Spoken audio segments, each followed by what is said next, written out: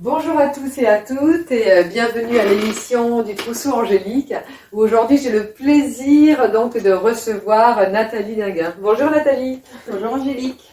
Donc Nathalie elle va vous expliquer un petit peu ce qu'elle fait. Déjà elle va nous dire un petit peu son parcours et pourquoi elle en est arrivée à ce qu'elle fait maintenant.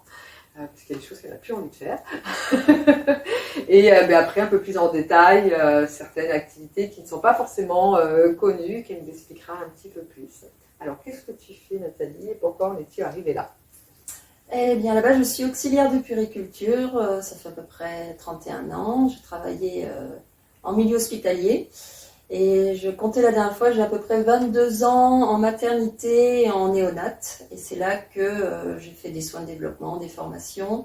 Et une collègue qui a fait son cursus de puéricultrice et qui a fait son devoir, sa thèse sur le bain enveloppé. J'ai dit, qu'est-ce que c'est que ça? Qu'est-ce que c'est que Voilà. Qu'est-ce que c'est que ce bain enveloppé? Et elle m'a expliqué. Moi, dès le lendemain, j'ai pris des draps, je me suis adaptée et puis j'ai commencé les bains enveloppés. Donc voilà, et puis bien sûr sur l'allaitement, sur la psychologie des femmes une fois qu'elles ont accouché, parce qu'on n'accouche pas que d'un enfant, on accouche aussi de son histoire, ça je m'en suis bien rendu compte. Donc j'ai vécu vraiment des expériences extraordinaires.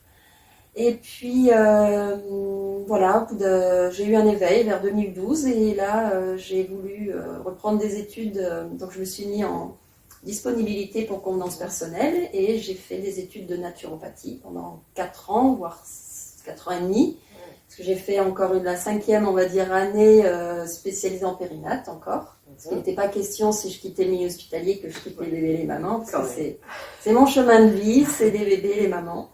C'est extraordinaire. Et donc voilà, je suis naturopathe vitaliste spécialisée en périnate. Qu'est-ce que ça veut dire naturopathe vitaliste? Vitaliste, c'est vraiment, nous, on est très attachés au mot de la vitalité, de favoriser par des agents naturels notre auto-guérison, notre corps vital. Voilà. Donc, quand tu dis naturel, c'est par les aliments le plus possible que tu vas conseiller? Pas que les aliments, c'est les aliments, la lumière, les pensées positives. Ah oui. Oui. Après, on a 10 techniques en naturopathie, donc c'est très complet. Mais c'est vrai que les 4 majeurs, c'est vraiment l'alimentation, l'art de restreindre et l'art de nourrir, le mouvement qui est la vie, donc faire du sport, c'est important. C'est le contrepoids du nerf aussi. La psychologie, parce qu'on est dans une ère où on en mentalise beaucoup de choses, donc arriver à transformer les pensées négatives en pensées positives. Et on travaille avec l'eau, l'hydrologie, aussi bien en interne qu'en externe. Donc ça, c'est vraiment nos techniques majeures. Et après arrivent les massages, les huiles, les plantes, le magnétisme et toutes ces choses-là. Et le bain enveloppé, alors, parce que tu nous as dit, mais c'est quoi le bain enveloppé? Le bain enveloppé, eh bien, tel que je l'avais compris à cette époque-là, c'est qu'on a commencé d'abord tous ces soins de développement chez les grands prémas, à l'intérieur de l'incubateur, dans une petite bassine. On mettait un petit lange autour des prémas pour recréer la membrane dans laquelle ils sont dans le ventre de la maman. Et petit à petit, ça s'est ouvert. Et moi, je le faisais quand j'ai commencé. J'étais vraiment du côté des enfants. Moi, j'étais en néonate, mais avec 10 chambres, avec des enfants nés de façon difficile, forceps, sous césarienne, souffrance et autres. Et je me suis dit, pourquoi il n'y aurait que les enfants qui ont vécu quelque chose de difficile. Donc je l'ai essayé après à tous les bébés, voilà, même ceux qui étaient nés de façon tout à fait, on va dire, assez harmonieuse. Et voilà, et les parents, c'est eux qui m'ont décrit ce bain comme un bain magique. C'est le mot qu'ils me disaient toujours, mais c'est magique. Parce que mais il faut vraiment le faire dès le premier bain. L'enfant, il faut vraiment aussi être à l'écoute. On ne donne pas un bain n'importe quand. L'enfant, il faut qu'il ait quand même mangé, qu'il ait un petit peu commencé dans le sommeil, qu'il soit un moment où il soit prêt, et la maman aussi qu'il soit prêt. Évidemment, toujours dans cette écoute. Moi, je suis là pour apprendre aux parents à respecter l'enfant et à regarder leur rythme. C'est pas parce que là, c'est l'heure du bain, il est 11h, il faut le faire, quoi. Donc, l'enfant, c'est le chef d'orchestre. Et donc, chaque geste, même que ce soit avant le bain enveloppé, c'est la façon dont on enveloppe l'enfant, comment on le déshabille, comment on le manipule. Et on le observe pour qu'il ne pleure pas. Pour moi, un bain déshabillé de A à Z, et en maternité, on doit peser. Donc, la pesée enveloppée, De A à Z, si l'enfant n'avait pas pleuré ou quasiment pas, c'était un bain pour moi, un soin. C'est un soin de bien-être qui est gagné. Et donc, une fois que l'enfant est déshabillé d'une certaine manière, on l'enveloppe dans ce petit linge et on vient le mettre, enfin pour ma part, dans l'eau, tout doucement. Et si c'est fait avec respect, ben l'enfant ne pleure pas, il se remet un peu en position fétale, ouais, dans le bain et il dort. J'ai énormément de bébés qui dorment. Oui, il se retrouve comme s'il était dans le ventre Ouais, tout à fait. de la maman. Tout à fait. Et là, en fait, c'est toi qui le fais ou tu l'apprends aux parents Alors, je le fais au feeling parce qu'il y a des parents, même si c'est un premier ou un deuxième, si je sens que c'est OK pour la maman, je la laisse faire. Alors, souvent, je prépare un peu l'enfant au début, puis après, elle le prend, elle va le mettre dans l'eau. Et il y a des gens, je sens que c'est pas OK pour eux, donc je commence. Et une fois que l'enfant est détendu dans l'eau, là, à chaque fois, je demande aux parents de venir mettre leurs mains à la place des miennes. Mais le premier bain est vraiment une source de stress pour les parents.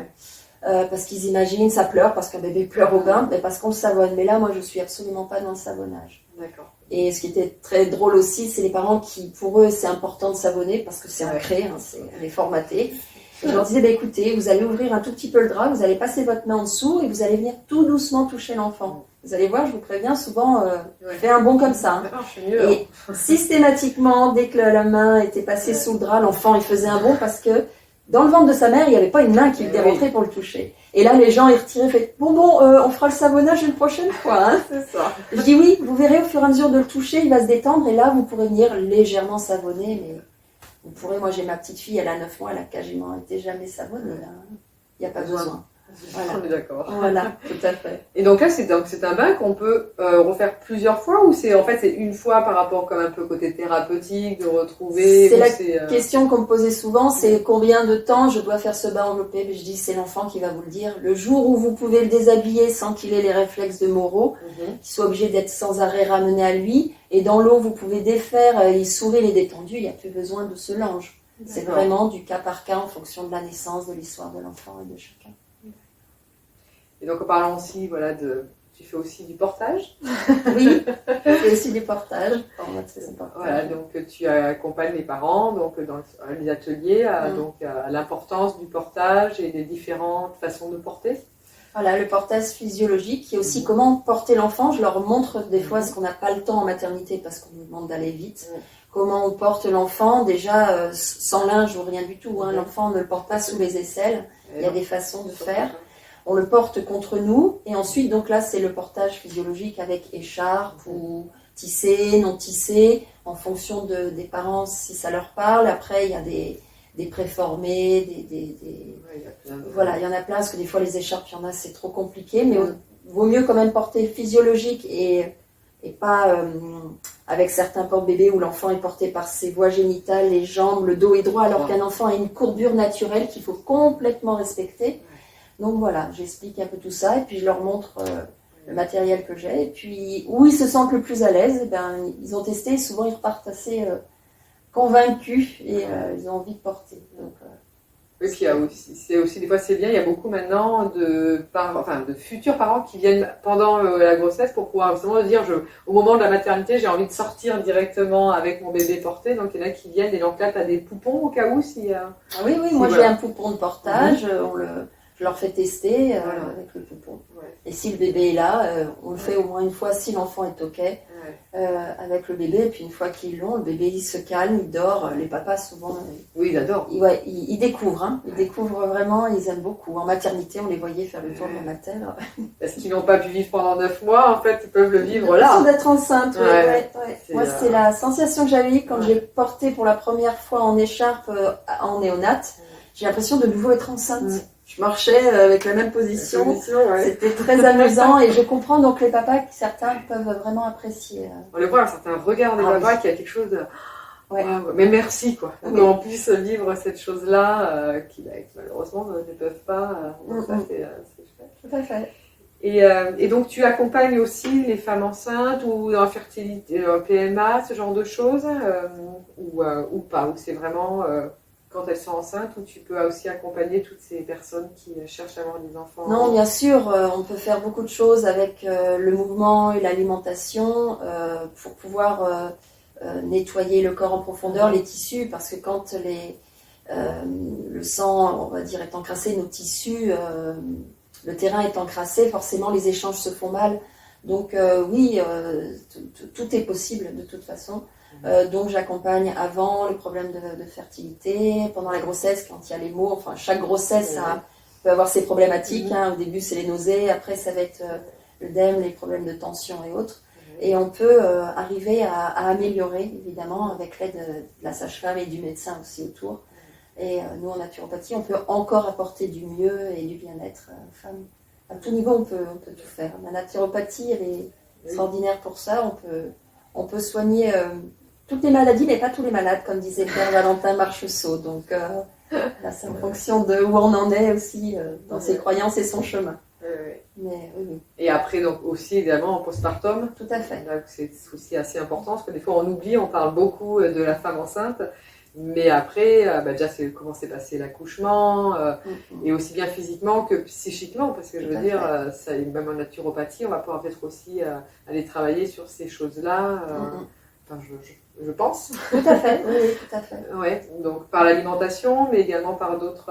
Est-ce que tu as d'autres façons, d'autres techniques, toi par rapport à tes connaissances aussi, je pense, de tout comme je disais tout à l'heure, effectivement, on accouche aussi de son histoire et un accouchement, il y en a beaucoup qui se passent bien, heureusement, mais il y en a malheureusement où il y a des choses à dire et on peut comprendre. Et la femme va peut-être aussi mettre des points sur ce qu'elle a vécu et comprendre des choses dans sa vie qui, à ce moment-là, c'est ouvert. Donc, on travaille de toute façon sur tous les corps, hein, le corps physique, le corps vital, le corps mental avec le haut et le bas mental et le corps spirituel. Donc nous, on travaille toujours sur une globalité. Hein. Donc voilà, on agit sur tous les plans. Voilà, donc tu accompagnes vraiment de la préconception jusqu'à après la naissance, que ce soit pour le développé aussi, pour le portage et du soutien aussi s'il y a besoin, psychologique et autres. Je fais de la communication quantique aussi. C'est là que je voulais que tu en arrives. On se connaît, hein, c'est vrai. Et c'est quoi la communication quantique ? La communication quantique, nous sommes des êtres multidimensionnels, on émet beaucoup de fréquences. Mais pour vous le faire vite, c'est comme une radio, hein, quand on cherche une fréquence d'une radio, on change. Et là, je ne suis pas médium du tout. C'est qu'on perçoit l'information, c'est comme de la télépathie, c'est que vous émettez, il y a une information qui est là et moi je la capte et je la retranscris avec un papier, un crayon. Vous posez une question, il faut poser la bonne question pour avoir la bonne réponse, mais et des fois ça va chercher un endroit où on ne pensait pas aller chercher, ça remue des choses et des fois ça conforte aussi ce que la personne pensait en elle mais n'arrivait pas à le mettre en mots. Et nous on va le mettre en mots, quelle que soit la problématique. Donc j'ai parlé avec beaucoup de bébés aussi dans le ventre de leur maman. J'ai rencontré pas mal d'enfants, c'est passionnant. Et donc voilà, la communication quantique, des fois, c'est pour aller un peu plus loin. Quand on bloque quelque part, on ne comprend pas, ça peut aider. C'est un outil. Oui, quand il y a des bébés aussi. Moi, j'avais testé pendant un festival nomade de N'être Père, mais c'est vrai qu'on a, voilà, pareil, on a communiqué avec ces bébés et donc ça permet aussi des fois d'accompagner quand certains mots, vu qu'ils ne peuvent pas justement avoir des mots, et de pouvoir mieux les comprendre et donc pouvoir mieux après accompagner ces enfants-là et les parents aussi avec. Donc c'est une très belle technique et de plus en plus, ce qu'on appelle la communication connectée, voilà, il y a différents tout ça, mais tout est pareil, tout est énergie et on capte des informations, quoi. Ça vous arrive, hein, de toute façon, des fois, quand vous téléphone sonne, vous savez déjà qui est au téléphone, ou voilà, vous avez de l'intuition, et l'intuition c'est de laisser parler ça, et on l'a tous en nous en tout cas, il faut le développer. Avec les couples aussi, des fois, ils disent « Ah ben, je pensais ça, comment... » et il répond alors qu'il n'avait pas répondu, c'est exactement ça. Donc, après, on l'a nommé comme ça, et moi tel que je l'ai appris, ça s'appelle communication quantique, mais on va tous arriver à cette forme de communication bientôt. On n'aura plus besoin de se parler. Voilà, ça sera merveilleux. Un jour, on n'est pas encore, mais même il y a des enfants qui souvent ne parlent pas parce qu'ils pensent qu'en fait eux ils sont déjà là-dedans. Mais oui. Et je me rappelle une histoire, c'était un enfant qui ne parlait pas et en fait il avait fait venir donc une psychologue qui était vraiment un peu plus ouverte et qui avait dit à l'enfant, justement il dit mais tu sais tes parents, ils ont besoin en fait que tu mettes des mots. Ils sont pas encore à la télépathie et tout ça. Et l'enfant, il a regardé, et hop, et il s'est mis à parler. Parce que pour lui, c'était logique, les parents devaient comprendre. Et en fait, on lui a dit, ben, ils comprennent pas. Ah, d'accord. Ok. Donc, preuve que des fois, on voit des choses qui sont assez fabuleuses. Et c'est vrai que ben, voilà, ça peut vraiment qu'il y ait moins de frustration aussi, la communication. Parce que s'ils peuvent pas s'exprimer comme par des mots, ou, ça va être par les pleurs. Là, au fait de comprendre ça, on va pouvoir aussi ben, aller un peu plus profond. Et tu fais donc la naturopathie également aussi pour les petits, donc pour des mots qui peuvent être tout ce qui est coliques, quelque chose comme ça. Ou, Oui, on a. les mots, le sommeil, les grands, t'accompagnes voilà, aussi bébés et les plus grands. De toute façon, tu accompagnes tout le monde. Et oui, naturopathie. c'est tout le monde, C'est mais ça. c'est vrai, ouais. Plus en périnate, maman bébé, je me suis recentrée Ouais. plus là-dessus que sur les pathologies diverses des gens. J'ai refermé, voilà, parce que sinon après on s'éparpille, on n'a plus de temps pour tout le monde. Ouais. Là, je reste dans la Dans ce que périnatalité. tu es. Voilà, dans ce que j'aime, c'est ça. Je me fais plaisir. Ah bah, je trouve que c'est important aussi. Hein, on a quand même des métiers où je pense, oui, on les a. C'est comme une sorte de mission, donc Ouais. il faut vraiment se faire plaisir. Ben, quand on travaille avec l'humain, en plus, sinon ça se ressent. Donc, c'est ce qu'on disait tout à l'heure, c'est quand on part, voilà, quand on a fini un atelier ou un soir, on se sent ressourcé. Il y a quelque chose de beau hein, de travailler avec l'humain et surtout ben, au début de la vie, quoi. C'est quand même notre futur. Donc, C'est ça. et ben, en tout cas, ben, et donc, c'est bien. Mais où tu travailles? Où Où on te trouve? On me trouve ici à l'atelier du bien-être pour bien-être à Prades-Lez.